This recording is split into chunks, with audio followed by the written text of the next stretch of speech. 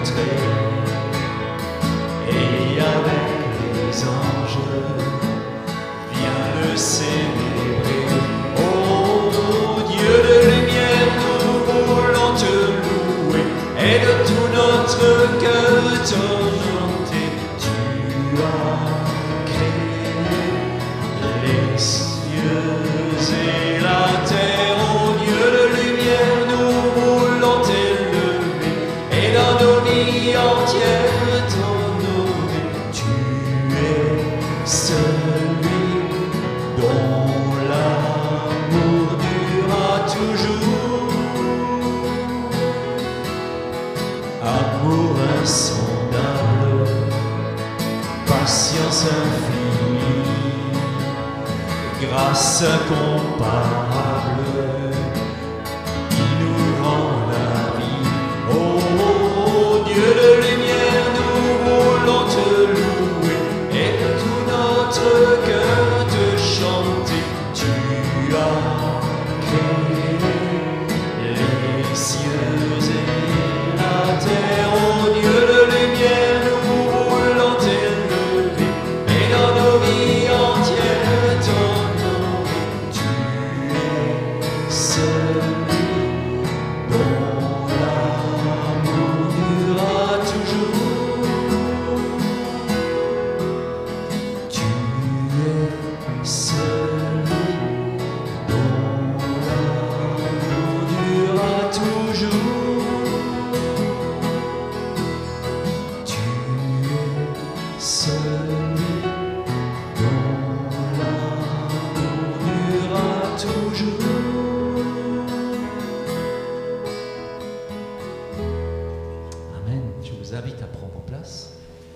C'est Amaury qui nous accueille pour ce moment de culte.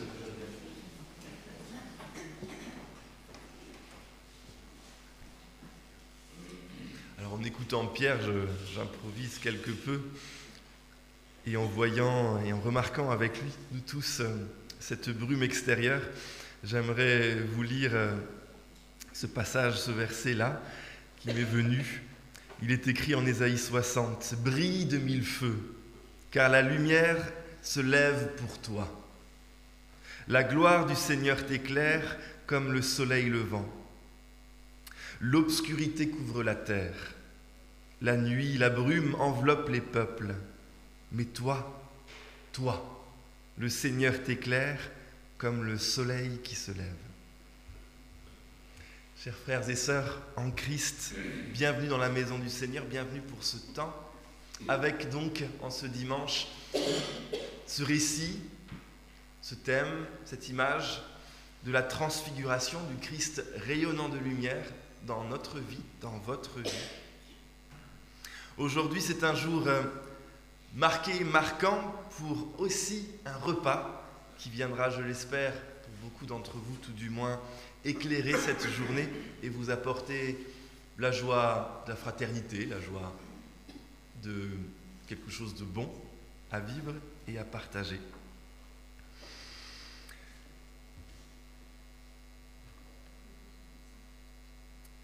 J'aimerais aussi, ce matin, vous inviter à la prière. Seigneur Dieu, merci de nous avoir rassemblés aujourd'hui, rassemblés dans la louange, rassemblés autour de ta parole. Permets que cette lumière, ta lumière, se lève sur nos visages. Et plus que nos visages, dans nos yeux. Et plus que dans nos yeux, dans notre cœur. Aujourd'hui, Seigneur, et c'est notre désir, notre soif de tous les jours, de retrouver, de rencontrer le Christ. Donne-nous cette grâce de l'accueillir, de le rencontrer, mais aussi de le voir éblouissant de toute la gloire, de toute ta gloire. Quelle demande, Seigneur, quel désir.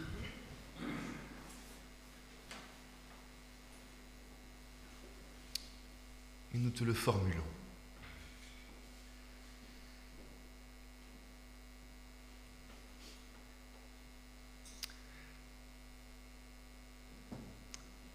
Avec Moïse aussi ce matin, nous voulons faire écho de la lumière du buisson ardent, de ce feu qui ne nous consume pas, mais qui perdure, qui grandit,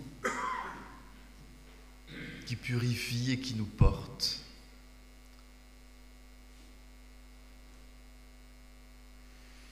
Merci Seigneur ce matin pour ce temps de culte. Amen.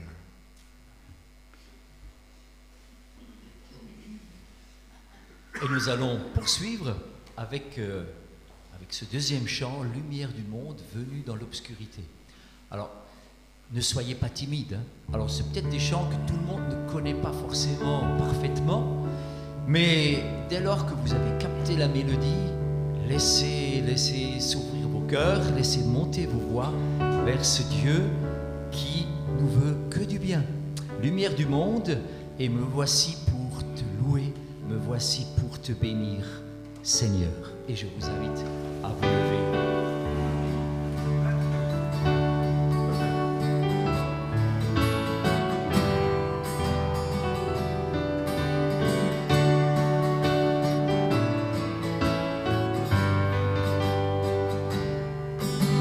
Lumière du monde venue dans l'obscurité, tu m'ouvres les yeux et je vois tant de beauté que mon cœur ému t'adore. C'est que ma vie est en toi. Et me voici pour louer, me voici à tes pieds, me voici pour dire tu es mon Dieu, car tout en toi est beauté, tout en toi est grandeur, tout en toi est merveille pour moi. Roi éternel, élevé au-dessus de tout, ta gloire resplendit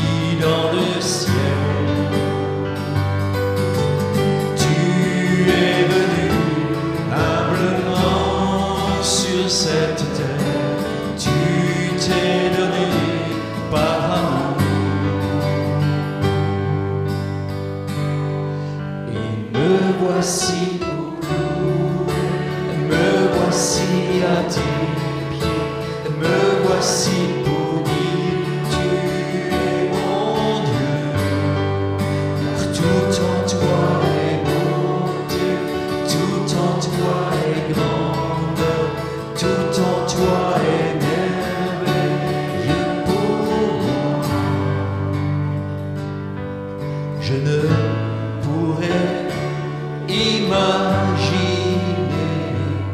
le prix payé pour mon péché. Je ne pourrais imaginer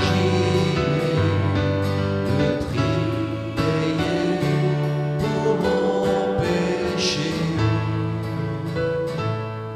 Et me voici pour louer, me voici pour prier, me voici pour dire tu es mon Dieu. Car tout en toi est bonté, tout en toi est grandeur, tout en toi est merveilleux pour moi. Lumière du monde, revue dans l'obscurité, tu m'ouvres les yeux et je vois.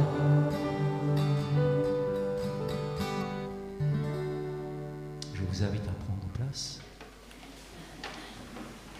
Et je vous propose de faire un moment de silence, que chacun d'entre nous puisse faire une introspection et laisser monter à Dieu dans le silence vos prières, pour lui dire tout ce qu'il est pour nous, et comme nous venons de le chanter, pour humblement reconnaître que nous avons besoin de sa puissance et de son amour.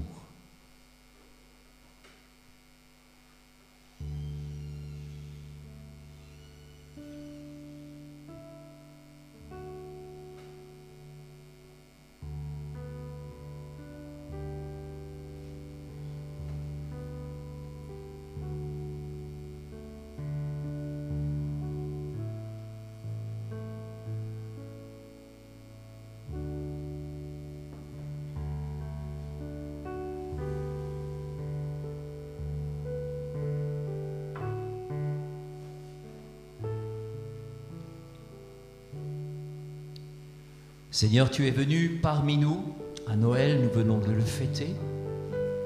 Tu es venu déchirer le silence de la nuit, tu es venu déchirer les obscurités pour nous rejoindre.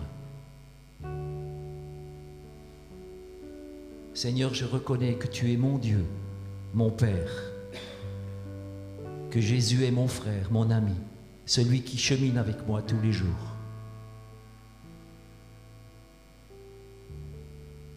Seigneur, accompagne-nous et permets-nous de te laisser toucher au plus profond de nous-mêmes pour que nous soyons ressourcés et que nous ayons les forces de continuer notre route. Seigneur, tu es là, tu nous bénis et tu veux que nous vivions dans la sérénité, la confiance et l'espérance. Quelles que soient les circonstances, quel que soit ce qui se passe autour de nous et dans ce monde. Seigneur, ta lumière, c'est notre espérance. Permets-nous de nous y accrocher tous les jours. Amen. Quand le peuple de Dieu se rassemble, Jésus, tu es là.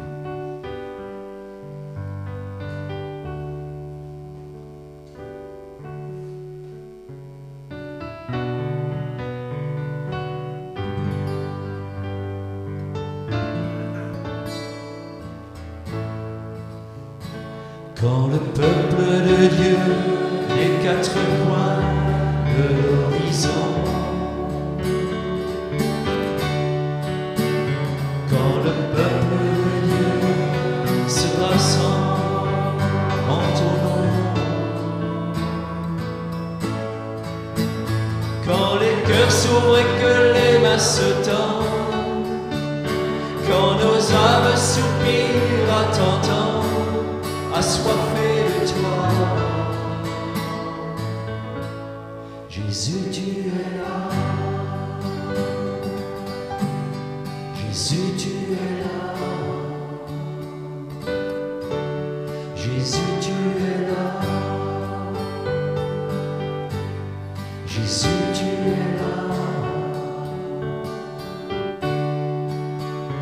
Quand du milieu de nous, comme un parfum d'adoration,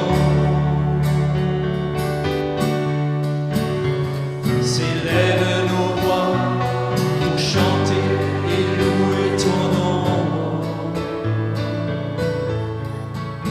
Quand les cœurs s'ouvrent et que les mains se tendent, quand nos âmes soupirent à t'entendre, assoiffés de toi. Jésus, tu es là. Jésus, tu es là. Jésus, tu es là.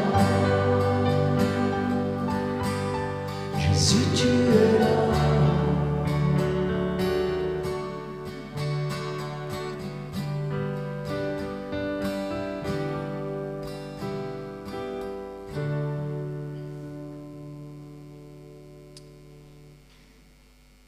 Oui, merci Seigneur pour ta présence. Nous voulons t'honorer et te bénir parce que tu es toujours prêt. Tu es toujours prêt à te tenir à côté de nous. Et tu nous invites aussi à ne pas rester prostrés des fois dans nous-mêmes, mais à nous lever pour affirmer que tu es notre force et notre consolation.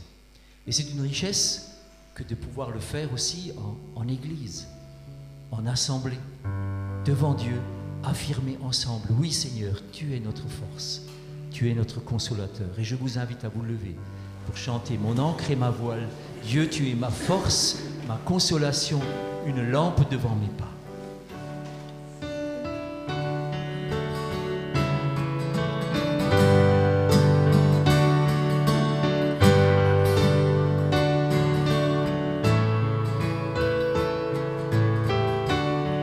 Tu es ma force, ma consolation, une lampe devant mes pas. Ta voix a triomphé de l'ouragan, emporté le combat. Tu m'offres chaque jour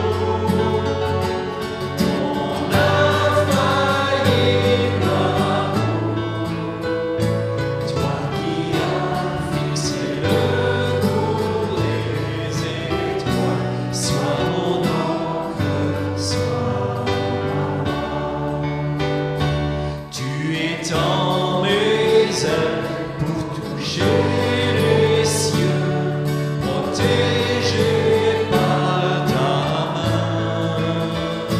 Ta grâce m'appelle à lever les yeux et suivre ton chemin. Tu m'offres chaque jour ton infaillible amour, toi qui as fixé le cours des étoiles, sois mon ancre, sois ma voix. Ta miséricorde coule de la foi, ton sang m'arrache le trait. Tout ce que je suis me vient de toi, sans toi je te louerai.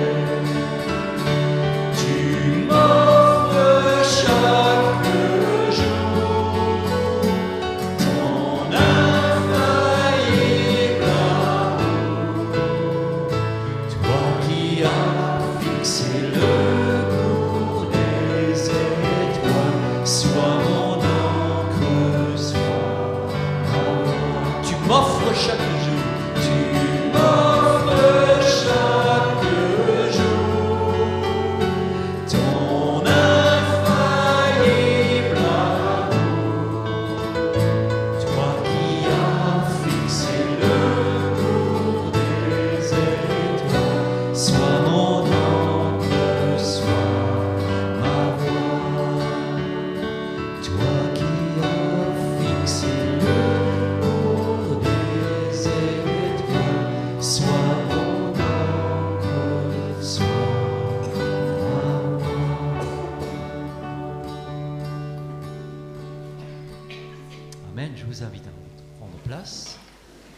Et il me semble que c'est Simone qui doit nous partager les lectures.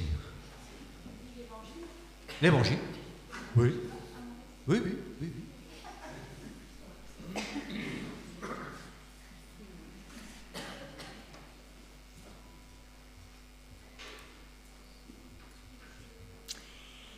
Nous retrouvons Jésus dans le récit de l'Évangile de Marc au chapitre 7. Il vient de vivre un moment très intense lors de la première multiplication des pains. Et il n'aspire qu'à une chose, se mettre au calme. Retrouvons-le au verset 24. Jésus, étant parti de là, s'en alla dans le territoire de Tyr et de Sidon.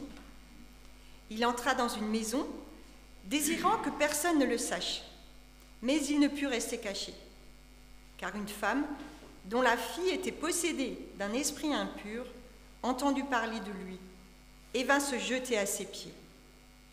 Cette femme était grecque, syro-phénicienne d'origine. Elle le pria de chasser le démon hors de sa fille. Jésus lui dit : « Laisse d'abord les enfants se rassasier, car il n'est pas bien de prendre le pain des enfants et de le jeter aux petits chiens. » « Oui, Seigneur, répondit-elle. Mais les petits chiens, sous la table, mangent les miettes des enfants. Alors il lui dit, à cause de cette parole, va, le démon est sorti de ta fille. Et quand elle rentra dans sa maison, elle trouva l'enfant couché sur le lit, le démon étant sorti.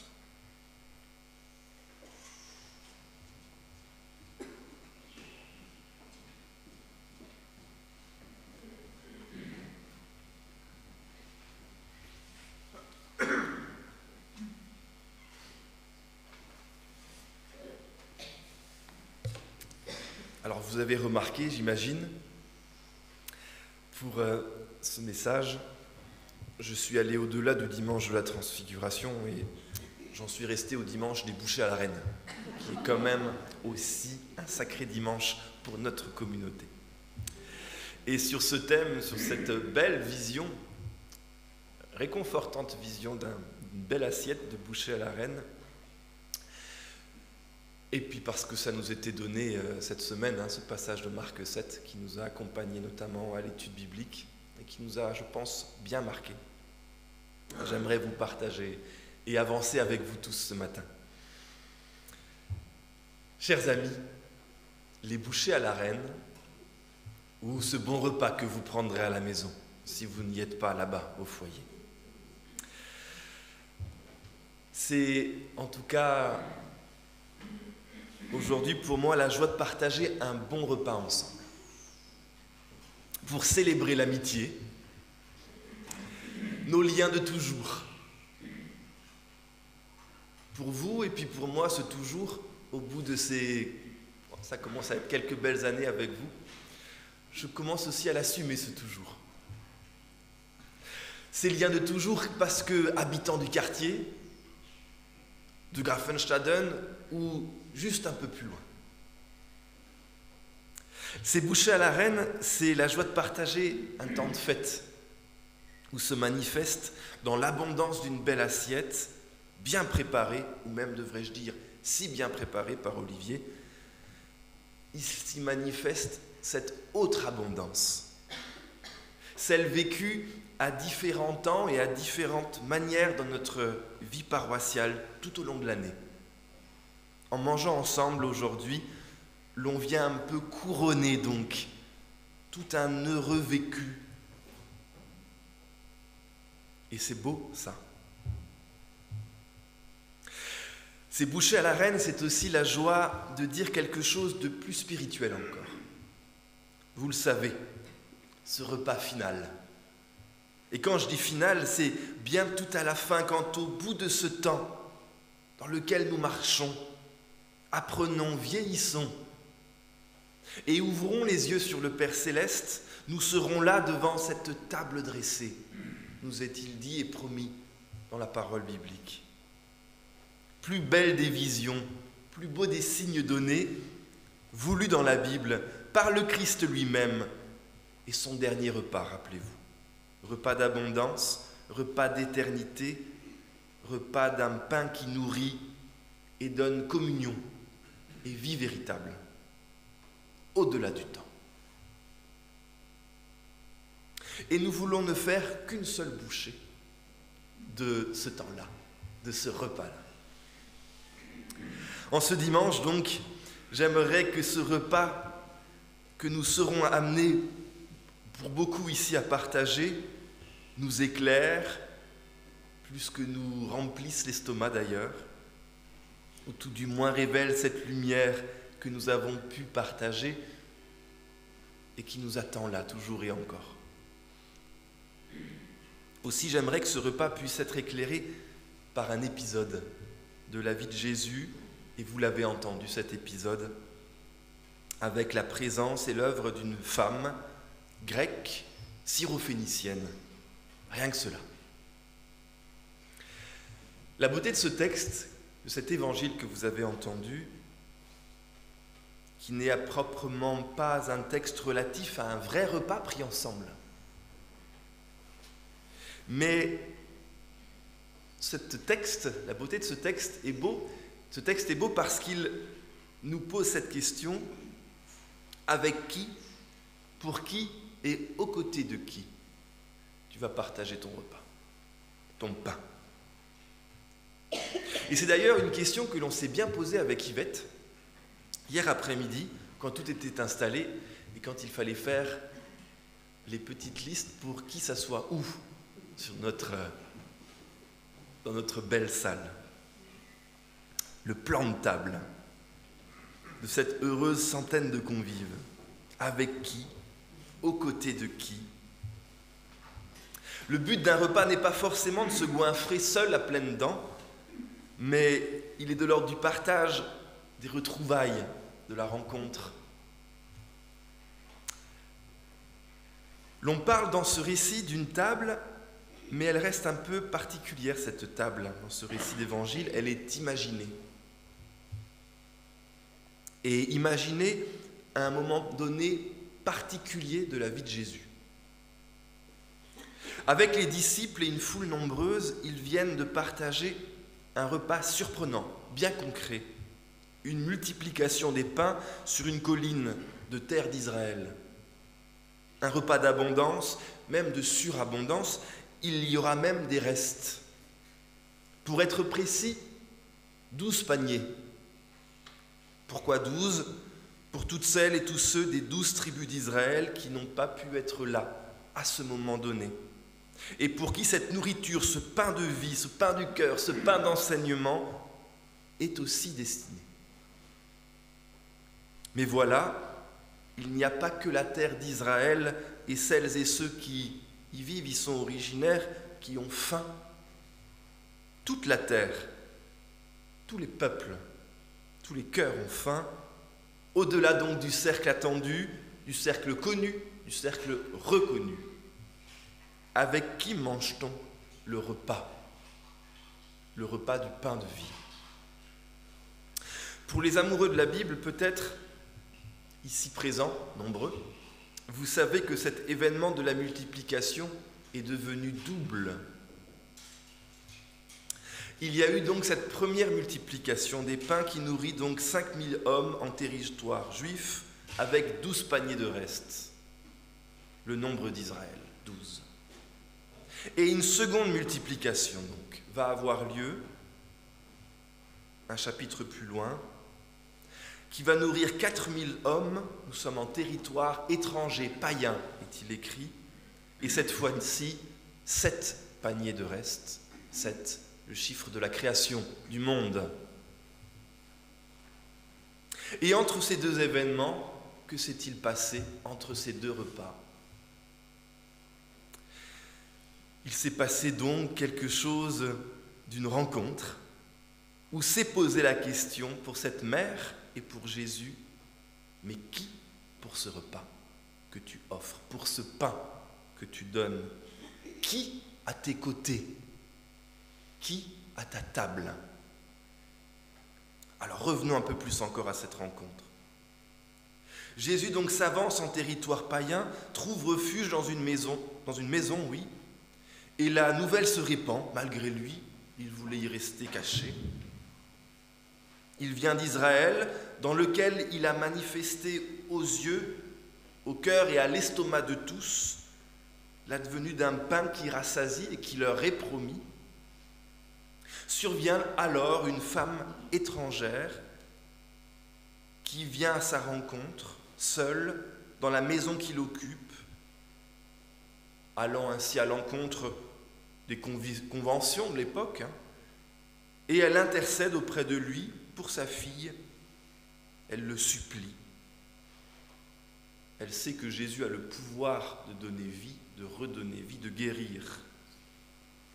Quelle rencontre imprévue, inimaginable, parce que personne dans ce récit biblique n'est à sa place. Entendez, et là où il devrait être, où il était attendu d'être. Pas Jésus, il est en territoire étranger, païen. D'ailleurs, on le sent, je le sens en tout cas, pas forcément à l'aise dans ce premier passage. Il est dit qu'il arrive, il trouve une maison, il s'y cache. Étrange quand même. Ni cette mère, désirant le rétablissement de son enfant et allant dans la maison où il y a un homme seul. Étrange à l'époque, dans les mœurs, je vous le dis. Rencontre improbable, demande intense, avec cette image d'un repas, d'une table. Et dans ce vis-à-vis, il s'ouvre un dialogue qui déplace les choses pour les deux protagonistes. Et d'ailleurs, plutôt que de se focaliser sur le miracle, vous l'avez entendu, le récit met l'accent sur ce pain, la parabole du pain, des enfants, des petits chiens, qui devient d'ailleurs, grâce à la femme et à son questionnement, la parabole de la table des enfants et des petits chiens.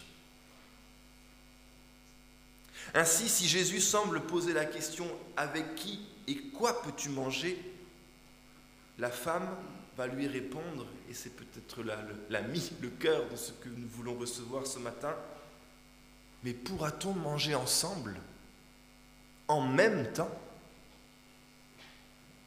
Puisque de toute façon, le pain que tu offres, Jésus, dans son essence la plus profonde, fait qu'il y en aura pour tous, et que la nourriture est tellement riche que même des miettes suffiront.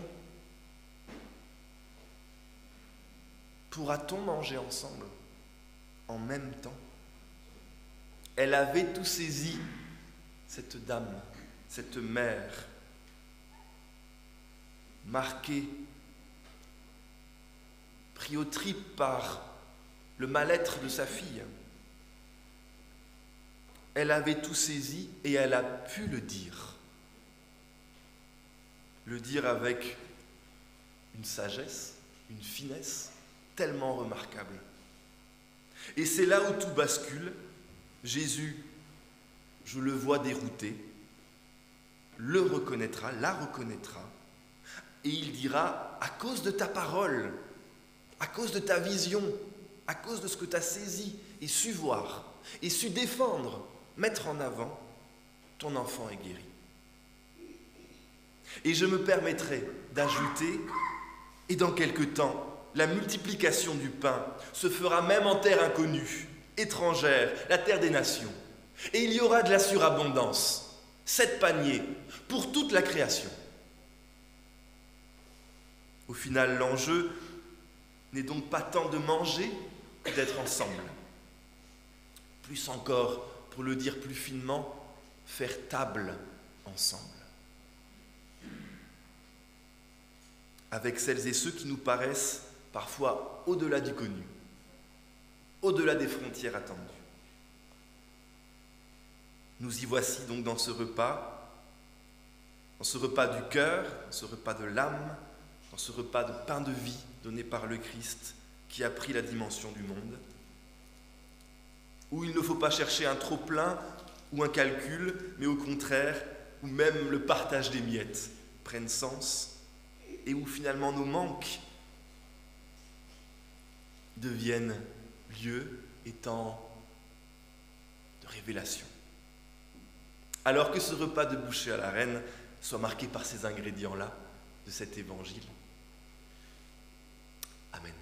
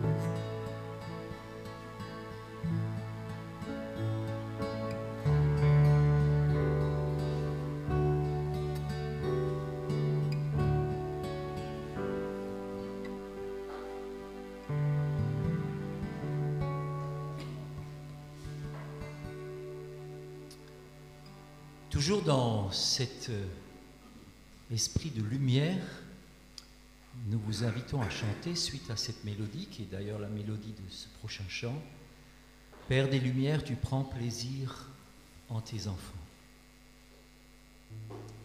Tout don parfait, tout don excellent vient de toi. Alors c'est vraiment pour moi aussi une parole d'encouragement, parce que des fois on doute un peu de soi-même, on doute de plein de choses. Non, Dieu nous rappelle ce matin qu'il prend plaisir à nous voir évoluer, et que tout ce que nous avons, tout ce que nous sommes, c'est parfait pour lui, même si nos imperfections entachent des fois nos vies. Non, Dieu voit ça autrement. Il est venu pour nous sur cette terre, pour que justement nous puissions dire et proclamer: tout don parfait, tout don excellent vient de toi, Père des Lumières.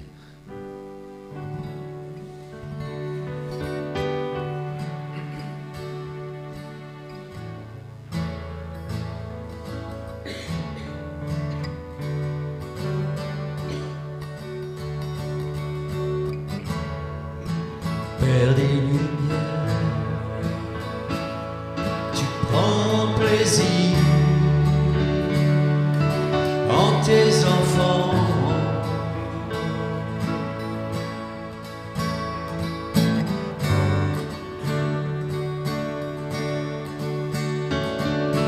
Père des Lumières, tu prends plaisir en tes enfants.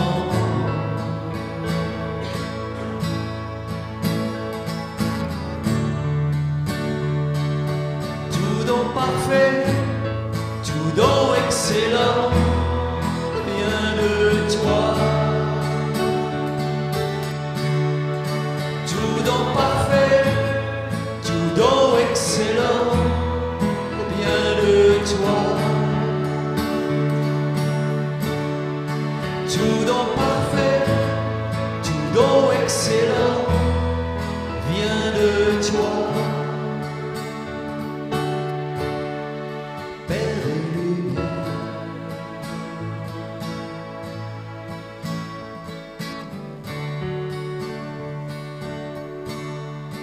Père des Lumières,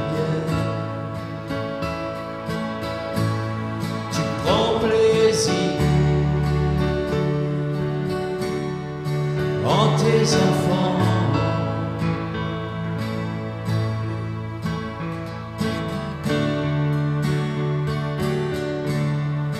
Père des lumières, tu prends plaisir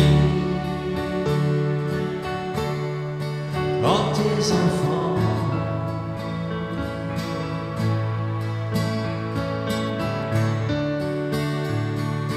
Tout don parfait, tout don excellent vient de toi. Tout don parfait, tout don excellent vient de toi. Tout don parfait, tout don excellent vient de toi. Père des lumières,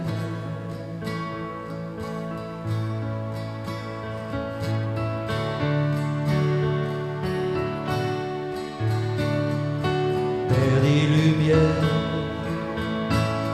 toujours le même,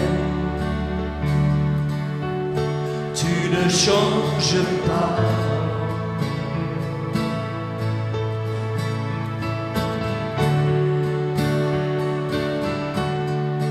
Père des lumières,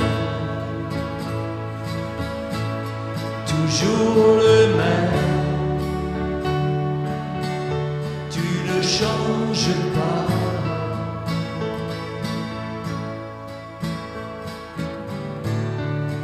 Tout don parfait, tout don excellent vient de toi.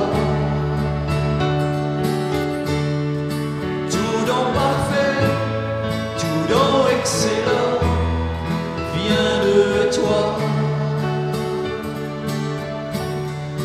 Tout don parfait, tout don excellent vient de toi. Père des lumières.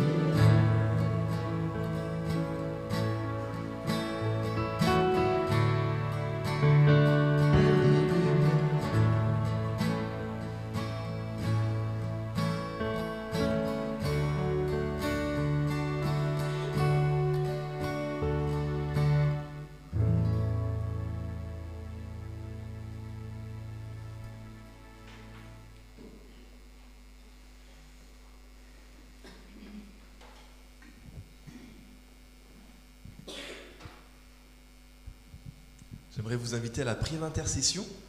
Peut-être pour cela vous inviter à vous lever.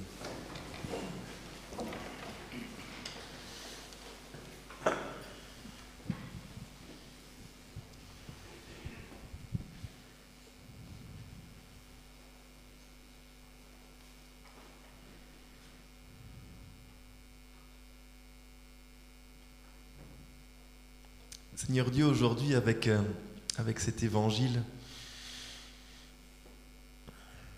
avec cette lumière apportée par cet évangile, j'aimerais te dire ma reconnaissance, notre reconnaissance pour la diversité, la multitude présente en notre communauté, de différents pays, différentes origines, différents enracinements culturels aussi, et cheminement d'église, sensibilité.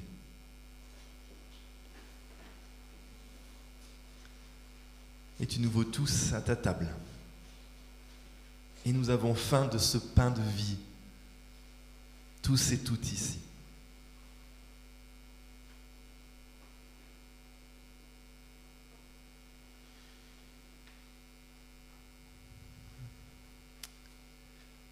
Seigneur, merci pour cette vision lumineuse dans laquelle tu nous veux, pas après pas, projet après projet, défi après défi. Et ta parole est une lumière sur notre route, une lumière sûre et sereine.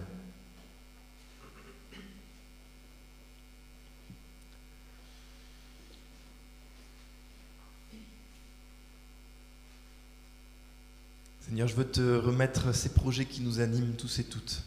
Ici, projet en église, en communauté. En ce temps de janvier-février, entre les questions de finances, les questions justement de projets, de travaux, de projets humains, tout est posé, tout est réfléchi pour l'année, voire même au-delà. Alors donne-nous toujours un peu plus ce discernement et cette sagesse, et ce cœur, cet élan pour vivre et porter. Vivre ensemble ce chemin. Aussi Seigneur, je suis sûr que dans le cœur de beaucoup ici dans l'Assemblée, il y a ces défis, il y a ces recherches, il y a ces dossiers, parfois lourds. Et nous voulons te les confier, ces dossiers, ces recherches.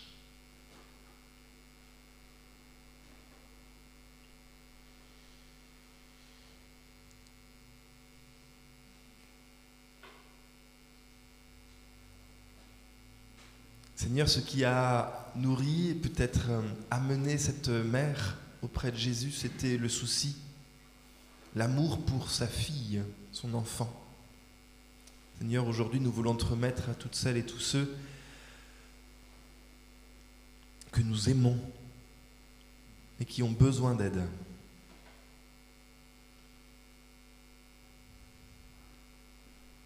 Qui ont besoin d'un pain qui les nourrit, d'un pain pour le cœur, le pain de vie, le pain qui remet en vie.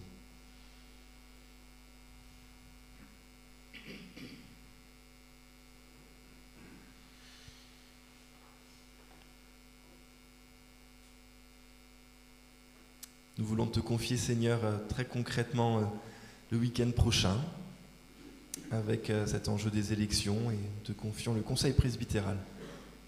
Ces personnes appelées à porter un peu plus particulièrement notre vie paroissiale et notre horizon de vie d'église ici.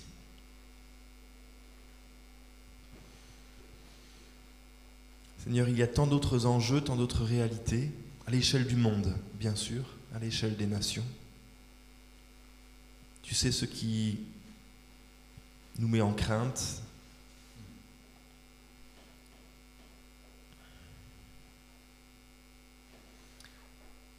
Et dans le secret de nos cœurs, nous te disons, Seigneur, toutes ces réalités-là. Et nous les rassemblons. Dans la prière que tu nous as transmise, nous te disons, notre Père qui es aux cieux, que ton nom soit sanctifié, que ton règne vienne, que ta volonté soit faite sur la terre comme au ciel. Donne-nous aujourd'hui notre pain de ce jour. Pardonne-nous nos offenses, comme nous pardonnons aussi à ceux qui nous ont offensés. Ne laisse pas entrer en tentation, mais délivre-nous du mal, car c'est qu'à toi appartient le règne, la puissance et la gloire, pour les siècles des siècles. Amen. Je vous invite à reprendre place.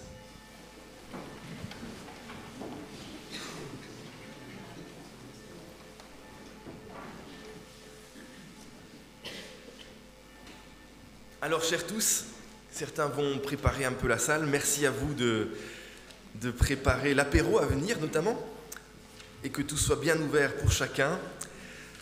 Je veux vous donner quelques annonces.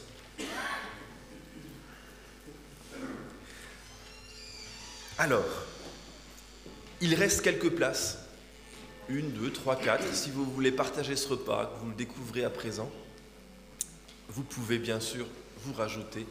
Il y a une place à la table du foyer.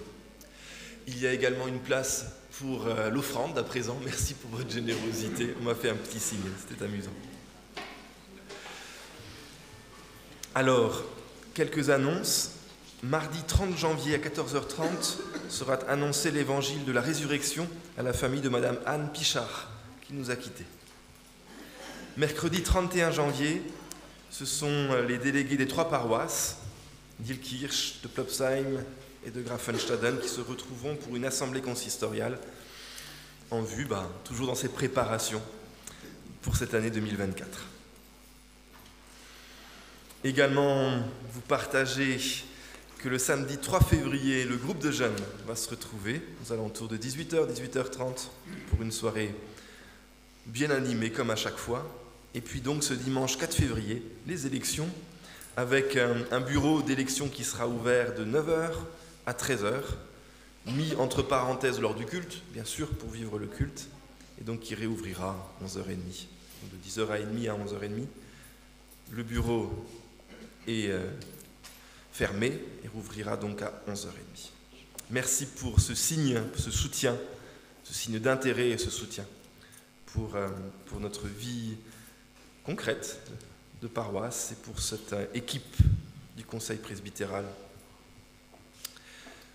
Et nous nous retrouvons donc avec ce conseil, ce nouveau conseil, lundi 5 février à 20h.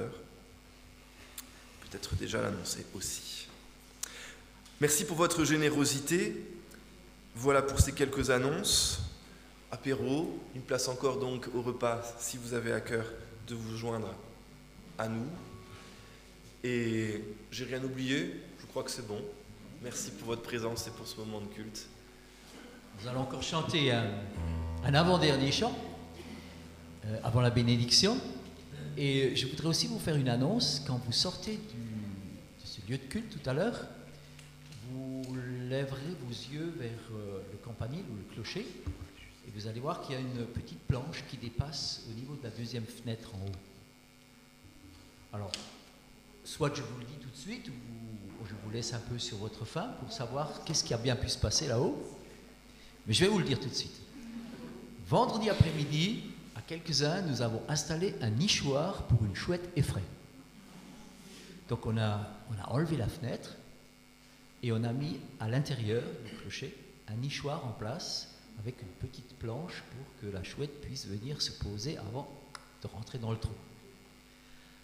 Apparemment, il y a une chouette effraie qui est quelque part dans les parages, qui a eu des jeunes l'été dernier.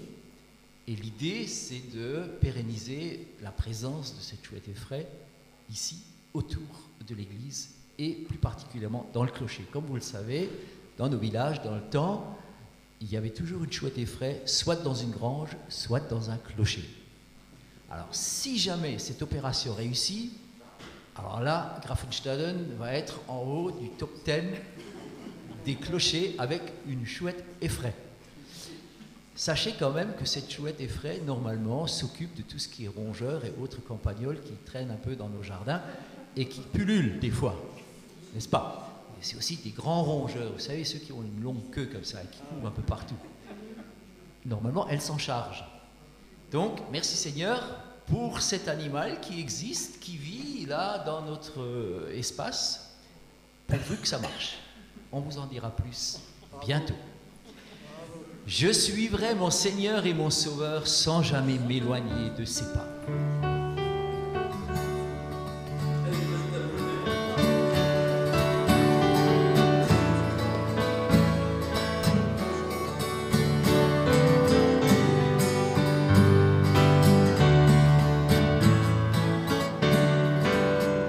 Je suivrai mon Seigneur et mon Maître sans jamais m'éloigner de ses pas, sans que rien ici-bas ne m'arrête, et sans rien que le chant de sa voix.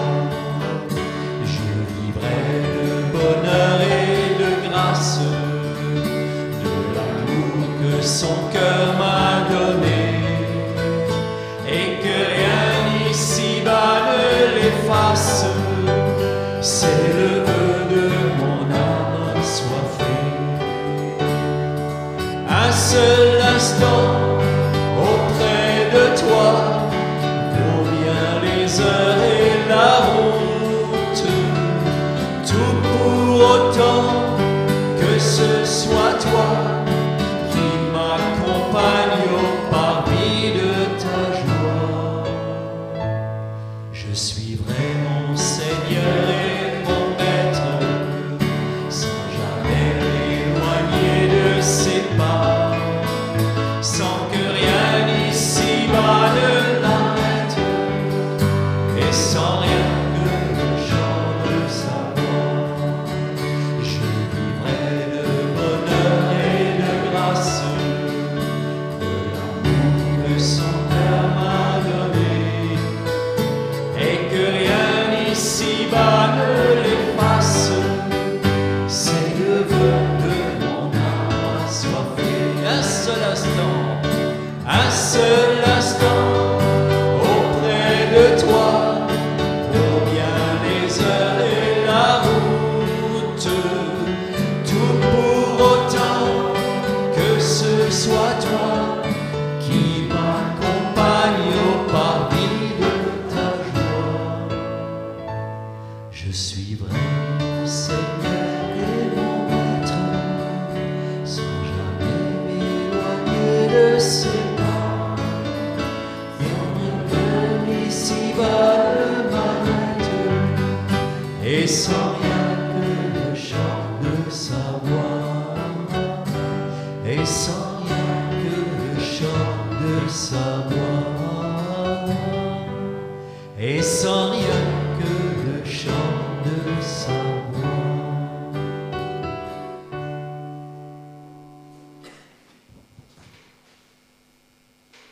Souvent la bénédiction de la part de Dieu. Ce Dieu qui dit que la lumière brille du milieu de l'obscurité, et celui qui a fait briller sa lumière dans nos cœurs, pour nous donner la connaissance lumineuse du cœur du Père, qui resplendit sur la face du Christ. Recevons la bénédiction de la part de Dieu. Que le Seigneur, le Dieu de la vie, le Dieu qui abonde, qui surabonde de ce pain, de cette nourriture, pour nos cœurs, pour nos âmes, vous bénisse et vous garde. Il éclaire vos visages, il éclaire votre route, votre chemin. Il vous bénit, aujourd'hui et à jamais. Amen. Amen. Et que la grâce et la paix du Seigneur soient déposées sur vous, sur vos cœurs.